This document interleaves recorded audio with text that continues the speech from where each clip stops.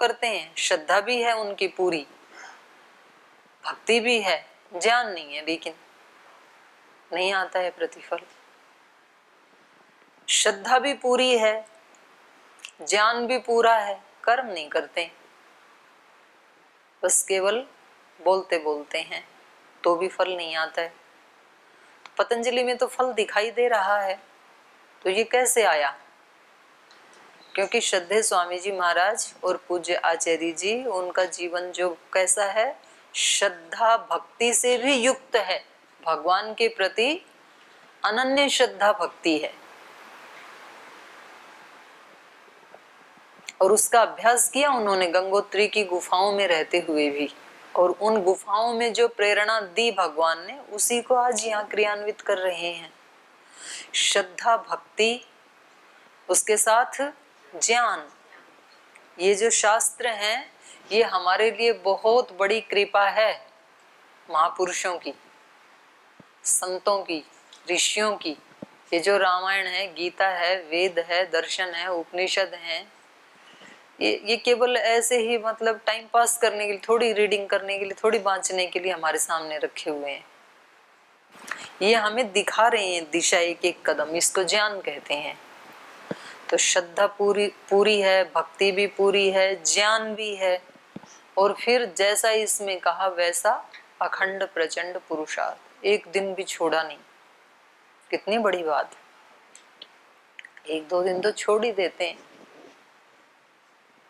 कैसी भी परिस्थिति, संघर्षों की भी परिस्थिति देखी, आंदोलन आदि किए तो रात को जैसे कभी 12 बजे पहुंच रहे हैं, 1 बजे पहुंच रहे हैं, फिर भी 5 बजे योग शिविर।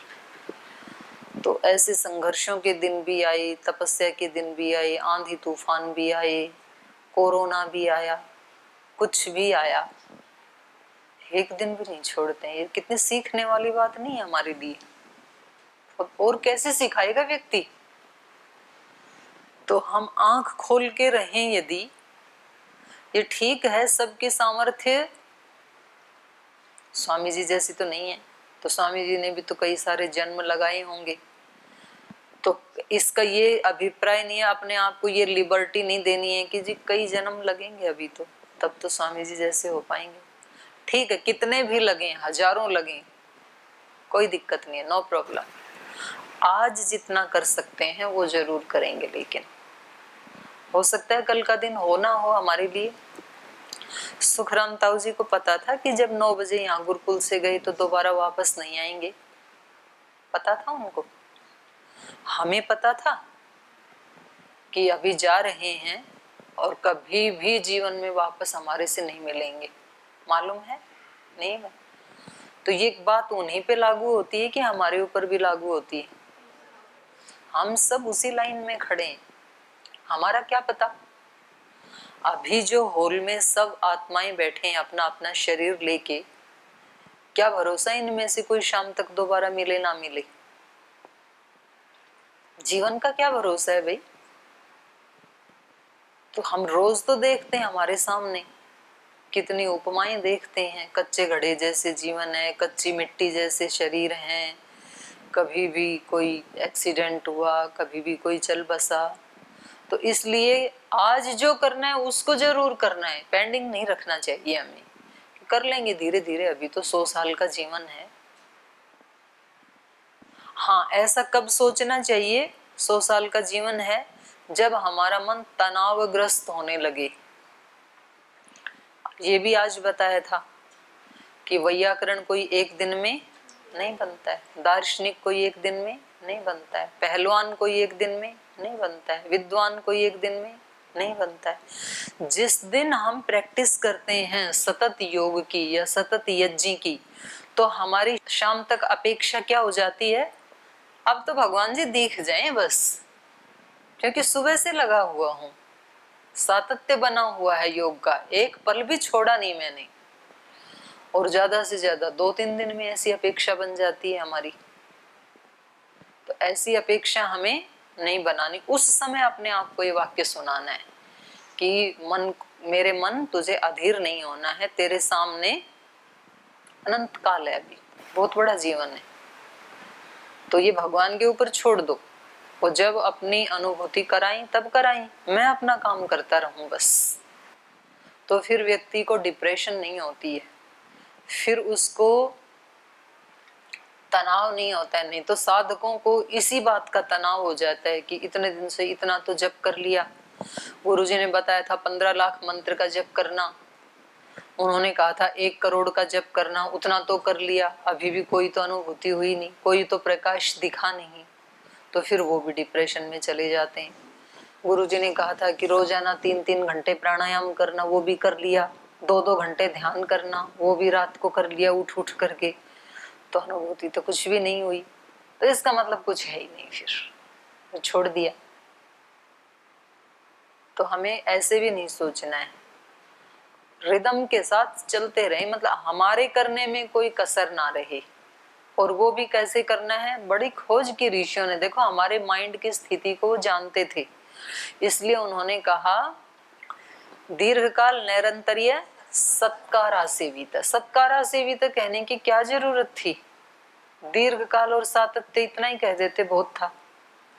क्योंकि व्यक्ति यदि बर्डन लेकर के करेगा ना तो उल्टा बीमार हो जाएगा, फिर योग नहीं होगा, कुछ और ही होगा, फिर रोग का उपाय होगा वो, अगर बर्डन लेकर के। कुछ लोग सेवा तो करते हैं लेकिन सेवा भी इतना बर्डन लेके करते हैं कि सुबह से शाम तक तनावग्रस्त ही रहते हैं। मैं तो इतनी सेवा कर रहा हूँ, संगठन से समिति वाले और तो कोई कर ही नहीं रहा है, मैं तो अपना समय भी खर्च कर रहा हूँ, अपने पास से पैसे भी लगा रहा हूँ, फिर भी दूसरे लोग तो सम्मान देते ही नहीं है, दूसरे लोगों को तो पता ही नहीं है। सेवा तो जरूर कर रहे हैं लेकिन साथ साथ बोझ भी बहुत ज्यादा उठा रखा है। तो ऐसे भी होता है, कुछ लोग इतना बोझा उठा लेते हैं अपने सिर पे कि ये तो मेरे ही पीछे चल रहा है, किसी के पीछे नहीं चल रहा है, भगवान के पीछे चल रहा है ये। और अगर हम पतंजलि योगपीठ की बात करें तो श्रद्धेय स्वामी जी और पूज्य आचार्य जी के पीछे चल रहा है, और वो बर्डन लेते नहीं है, वो तो हमेशा खुश रहते हैं। क्योंकि वो क्या सोचते हैं, वो सोचते हैं उनके पीछे नहीं, भगवान के पीछे चल रहा है और भगवान उनसे करवा रहे हैं, तो वो तो रहते हैं हमेशा प्रसन्नता की स्थिति में।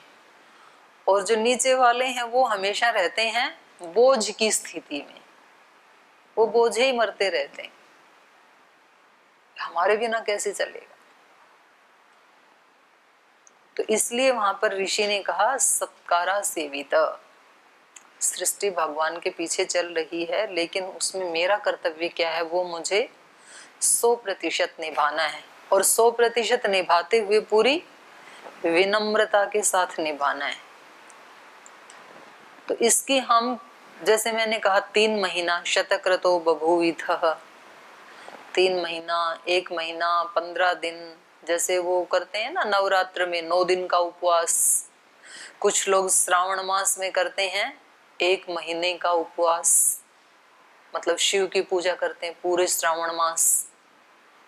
तो अभी तो श्रावण मास ही चल रहा है, शायद श्रावण मास चल रहा है, तो 1 महीना हम इसके प्रैक्टिस कर सकते हैं, सब मिल करके, एक साथ मिल करके। सब किसकी प्रैक्टिस, अखंड योग, मतलब योग टूटे नहीं हमारा। तो ऐसे एक एक दिन व्यक्ति को फिर जागरूक होना पड़ता है। जैसे जिस दिन एकादशी करते हैं उस दिन पूरे दिन क्या याद रहता है कि रोटी अन्न नहीं खाना, कितनी भी अच्छी चीज सामने क्यों ना आए तो याद क्या आता है, आज एकादशी है, नहीं खाता है व्यक्ति। ऐसे ही व्यक्ति को पूरे दिन ये अभ्यास करना पड़ेगा कि आज मेरा अखंड योग का व्रत है, आज कैसे जीवन जीना है, अखंड योग, एक बार भी योग मेरा खंडित ना हो। कुछ भी काम करते समय, पढ़ते समय, बातचीत करते समय, खाना खाते समय, सोते समय, कुछ भी करते समय।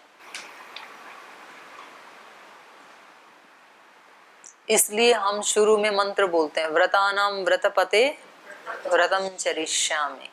तो ये मंत्र केवल 1 घंटे के लिए ना बोलें, हम तो 1 घंटा पढ़ाई करते हैं उसके लिए बोलते हैं। आप तो व्रतों के स्वामी हैं, व्रतानाम व्रतपते। जितने सृष्टि जो है ये किसके आधार पे चल रही है, सत्य व्रतों के आधार पे चल रही है। सूर्य का अपना एक व्रत है, इस समय उदय होना, इस समय अस्त होना है, इतनी गति से घूम रहा है, प्रकाश देना है, ताप देना है। वायु का अपना व्रत है, पृथ्वी का अपना व्रत है। कोई भी मेरे अंदर एक दाना भी डालेगा तो हजारों करके वापस देना है। ये सारे सृष्टि के व्रत जो चल रहे हैं, इन व्रतों का भी तो कोई स्वामी होगा ना, जिसके गाइडेंस में, जिसके अंडर में ये सारे व्रत चल रहे हैं। तो वो कौन है? व्रतानाम व्रतपते व्रतम चरिष्यामि। आप तो इतने बड़े बड़े व्रत चला रहे हैं, उनके स्वामी हैं। मेरा नन्हा सा व्रत है, 1 घंटे का छोटा सा व्रत, माने सुई की नोक से के भी हजारों हजारों हिस्से करें, उतना नन्हा सा व्रत है मेरा। लेकिन इसमें भी आप मेरी सहायता करना। व्रतानाम व्रतपते व्रतम चरिष्यामि। हूं तो तेरे ही ब्रह्मांड का एक अंश, कितना भी छोटा हूं भले ही, लेकिन तेरे से बाहर तो नहीं हो ना। हर आत्मा क्या है? उसी ब्रह्मांड का एक छोटा सा, बहुत छोटा सा, नन्हा सा हिस्सा है। व्रतम चरिष्यामि, मैं भी इस व्रत का आचरण करूंगा, सत्य व्रत का।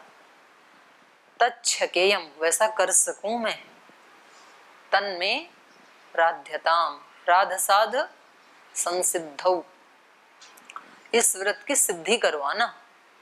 उस मुझ व्रत करने वाले के व्रत की सिद्धि करवाना। मेरे से नहीं हो पाएगा, मेरे अंदर कहाँ इतनी ताकत है, मेरे अंदर कहाँ सामर्थ्य इतना कि मैं किसी व्रत को पूरा कर सकूं। कितने दोष हैं, कितनी अस्त व्यस्तताएं हैं मेरे चित्त में, मेरे मन में, हृदय में, विचारों में, लेकिन तो भी प्रयास तो कर रहा हूं ना। इसलिए तन में राध्यताम, रक्षा करना। इदम अहम, इस प्रकार छोटे छोटे नन्हे नन्हे व्रतों का पालन करते हुए, इदम अहम अनृतात् सत्यम उपैमि, जो मैं इस समय शरीर भाव में, अनृत भाव में, असत्य भाव में जी रहा हूं, इसलिए त्रुटियां करता हूं। लेकिन एक एक व्रत का पालन करते करते मैं सत्यम उपैमि, आत्म भाव को प्राप्त कर लूंगा, अर्जुन की तरह से। तो अर्जुन की भांति एक दिन हम क्या बोल पाएंगे? नष्टो मोह स्मृतिर्लब्धा। तब हम ऐसे हिलेंगे डुलेंगे नहीं, ऐसे छोटे छोटे व्रतों का पालन करते हुए।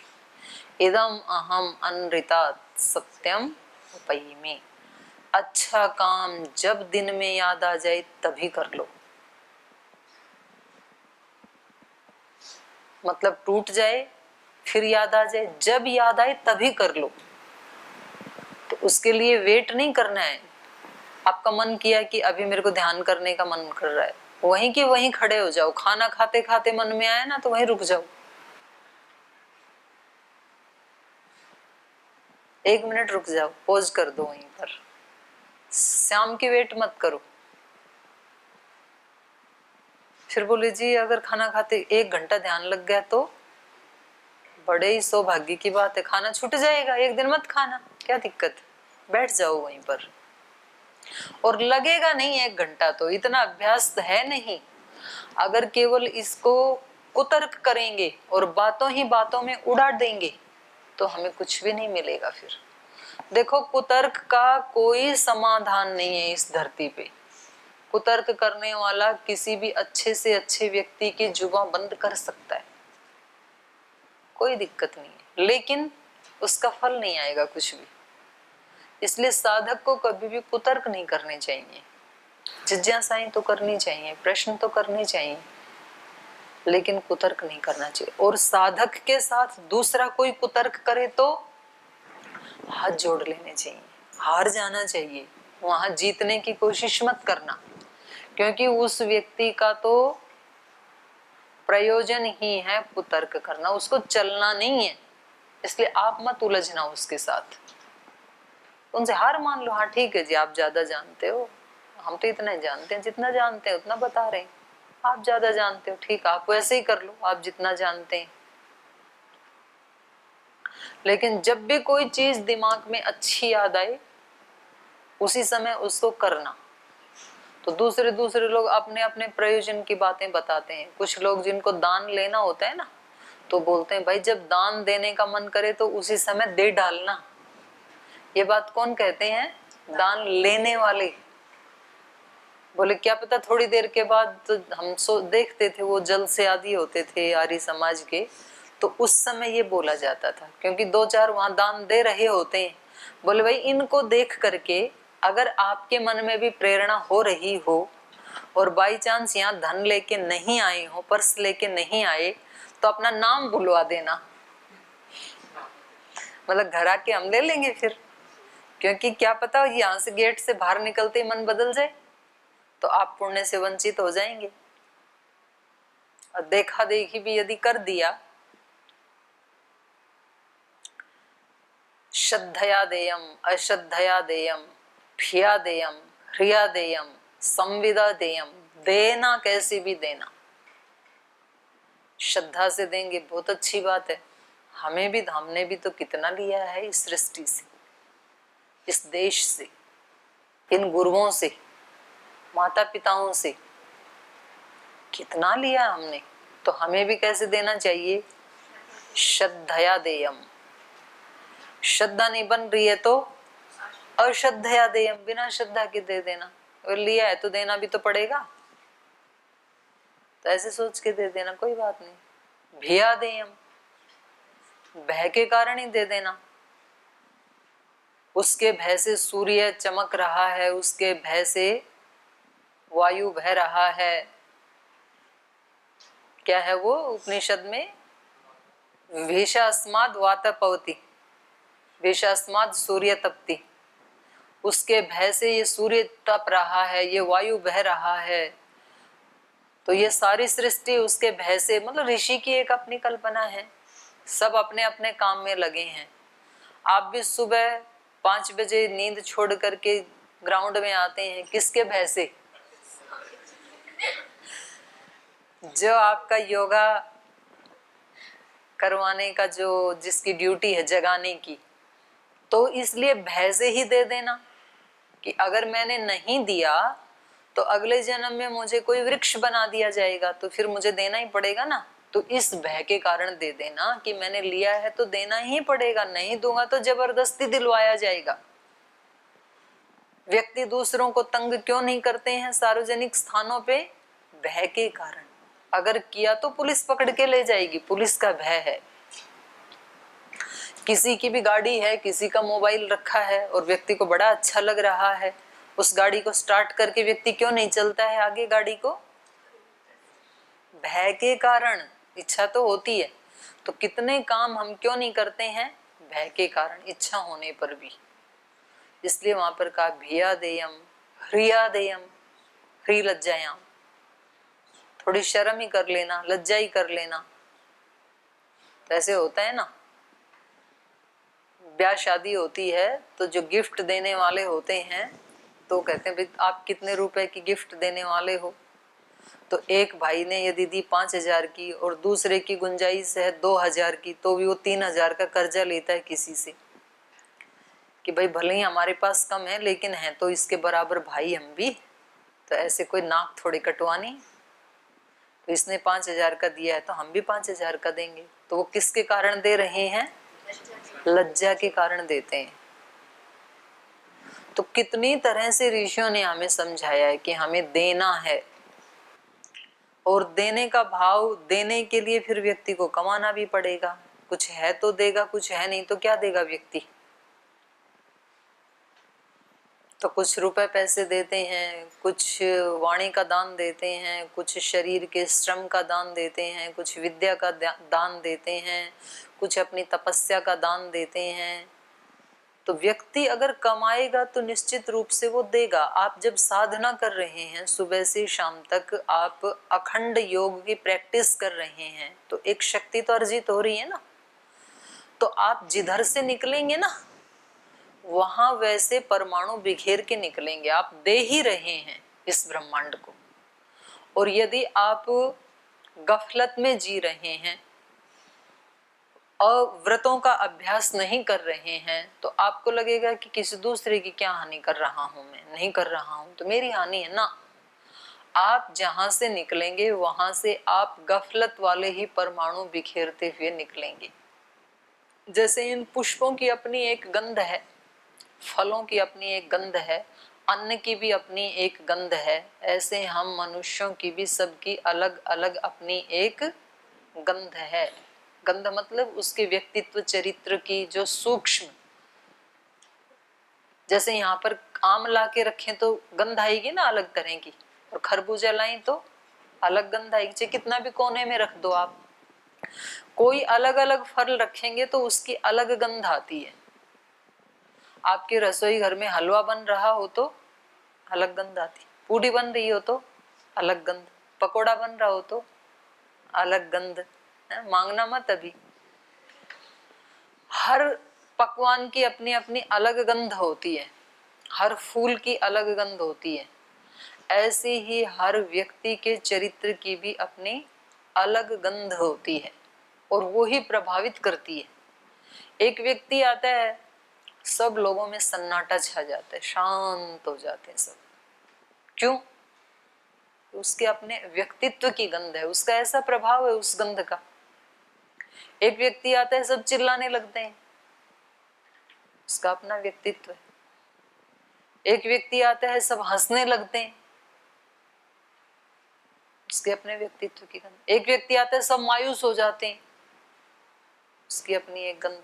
हर व्यक्ति की अपनी अपना एक प्रभाव होता है, अपनी अपनी एक गंध है, अपना अपना एक व्यक्तित्व है, अस्तित्व है। तो कुछ ये तो अनजाने में तो सभी का ही होता है। फिर कुछ लोग प्रयास पूर्वक अपना सेट करते हैं कि मुझे तो ऐसे वाला व्यक्तित्व बनाना है, मुझे ये चाहिए, तो सेट करते हैं कि मुझे 10 किलो वजन घटाना है, तो घट गया आपके ही गुरुकुल में, और कुछ का बढ़ गया। तो सेट किया तब घट भी गया और बढ़ भी गया, मतलब दोनों हो सकते हैं। सेट नहीं किया था तब घटने वालों का घटा नहीं था, बढ़ने वालों का बढ़ा नहीं था। सेट किया तो दोनों ही हो गई। तो इससे पता लगता है कि यदि हम सेट कर लें कि ऐसे जीना है 1 महीना, तो वैसा हो सकता है। हो सकता है कभी बीच में पुराने अभ्यास से एक आध बार प्रमाद हो जाए, फिर लग जाएगा व्यक्ति। हो सकता है एक दिन 500 ग्राम वजन घटाया हो, एक दिन 200 ग्राम ही घटा हो, एक दिन 100 ग्राम ही घटा हो, लेकिन लगे रहे तो घट ही गया। दर्शन, 5 दर्शन याद करने वालों ने हो सकता है एक दिन 50 सूत्र 100 सूत्र याद कर लिए हो, एक दिन 5 भी ना किए हो, लेकिन फिर भी लगे रहे तो कुछ दिन में, कुछ महीने में हो ही गया, हो ही जाता है। तो उसको लक्ष्य को सेट करके, आज का पाठ हमारा शुरू कहाँ से हुआ था, हमें ये पाठ कैसे पढ़ने चाहिए, किस भाव से पढ़ने चाहिए, यज्ञ भाव से, योग भाव से। और केवल पाठ ही नहीं, शाम तक का पूरी पूरी दिनचर्या, पूरे दिन का आचरण व्यवहार कैसे करना है, अखंड योग, अखंड योग करना है, उसमें योग खंडित ना हो हमारा। तो क्योंकि ये रामायण के श्लोक के साथ साथ ये वाले श्लोक भी बहुत जरूरी हैं। नहीं तो हम श्लोक तो पढ़े जा रहे हैं, लेकिन किस भाव से पढ़ रहे हैं वो फिर पता नहीं चल पाता है। तो आपको एक तो होमवर्क दिया, तो उसके ऊपर भी आप चिंतन करना। और दूसरा, अगर कोई ज्यादा दिन का व्रत ले तो उसको फिर उतने दिन तक याद रखना पड़ेगा। और एक एक दिन का व्रत भी लिया जा सकता है, एक एक घंटे का व्रत भी लिया जा सकता है, एक एक काम का व्रत भी लिया जा सकता है। सब तरह के ऑप्शन दिए हमारे ऋषियों ने।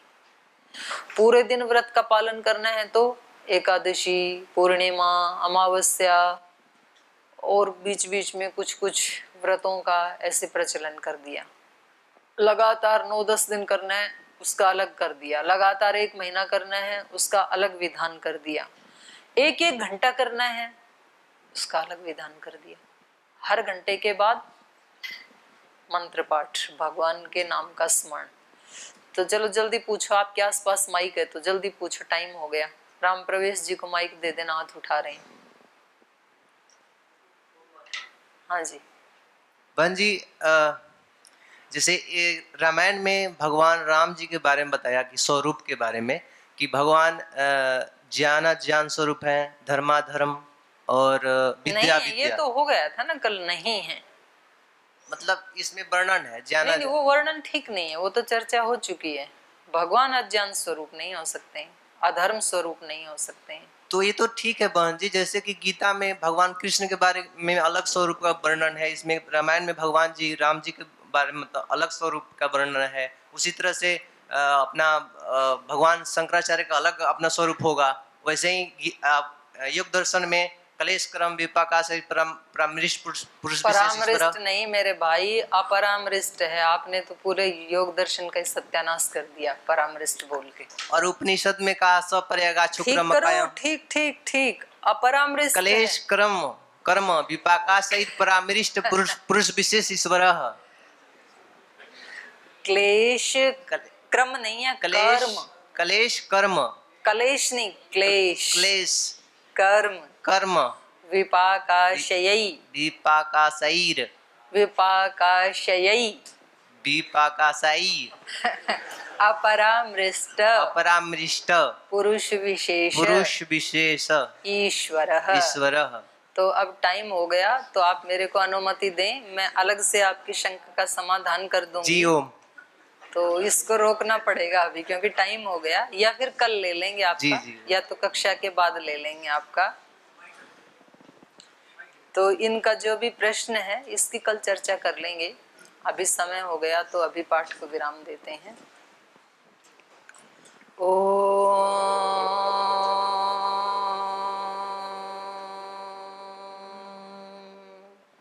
शांति शांति शांति। श्री गुरुभ्यो नमः। हे ईश सब सुखी हो, कोई न हो दुखारी, सब हो निरोग भगवन। धन धान्य के भंडारी, सब भद्र भाव देखें। सन्मार्ग के पथिक हो, दुखिया न कोई होवे।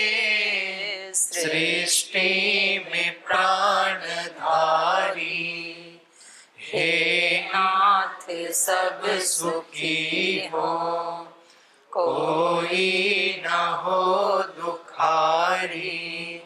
सब हो निरोग भगवन।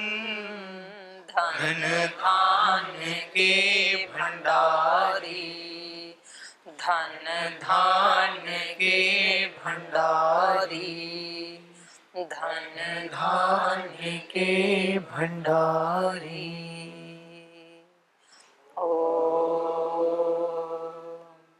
श्री गुरुभ्यो नमः।